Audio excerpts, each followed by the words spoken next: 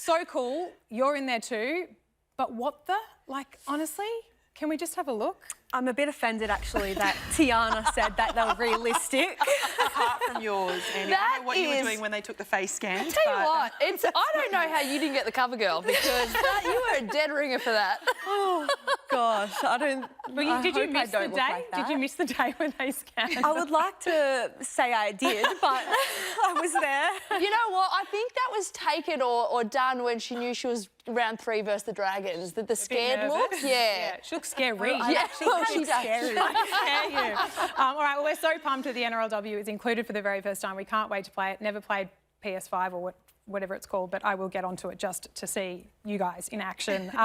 We are powering straight into round 3, and as I said, so great to have you on the couch for the very first time, Andie, and especially given how well the Bulldogs have started the season. I think we should look at the ladder because it's just fun. I know it's only 2 rounds in, but there you are, Brisbane, Roosters, Boring. The Bulldogs, 2 from 2. Congratulations to start the year. You are our special guest thanks to KFC, Andie, and they are proud supporters of the women's game and women's in sport in general. It's such a huge moment to see the Bulldogs in the NRLW. For you, what has been the secret to this perfect start? Yeah, it's been an ideal start for us. I think we had a really good pre-season. We've all responded really well to Braden, our new coach, and he's instilled so much confidence in not only me individually, but the playing group as a whole. He's really helped us to identify our strengths as individuals and as a team, and I think we're really playing to them. And I think the exciting thing is that we've still got so much growth, and we know that. We've got so much talent out wide that we haven't yet unlocked. So it's going to be really exciting as the season progresses to, see a few more of those younger girls shine.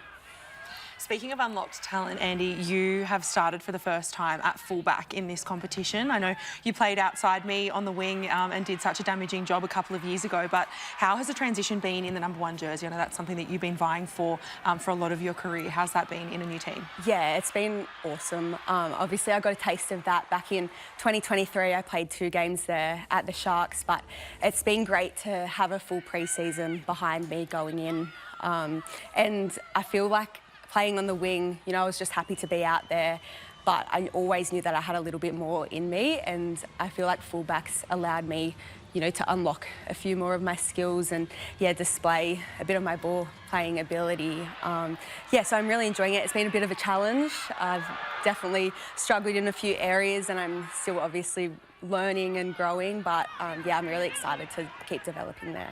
The KFC Youth Foundation is focused on supporting mental health and wellbeing of young Australians, and I know we all know really well that you've had your own challenges as a player, coming back from injuries and setbacks, challenges. I think missed nearly 2 years of your career most recently. So can you give us some insight into, I guess, how you navigated that challenging time from not only a physical state but mentally as well?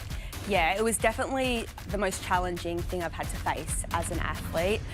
It was... I found out that I tore my meniscus and that it was going to be a 4-month recovery, and 9 months on, I ran for the first time. 12 months later, I was told that I was cleared to play, and that very same week, I retore part of my meniscus and got told that I needed to have another surgery, which was heartbreaking. But, obviously almost 2 years later, I've made my return, and reflecting on it, I feel like there were so many moments where I was in a really bad headspace. It was really difficult, and I like to think I'm a pretty resilient person, but I felt like for me, the hardest part was feeling like I didn't have control in certain moments. There was a point in time 5 to 6 months in, and I had made no progress.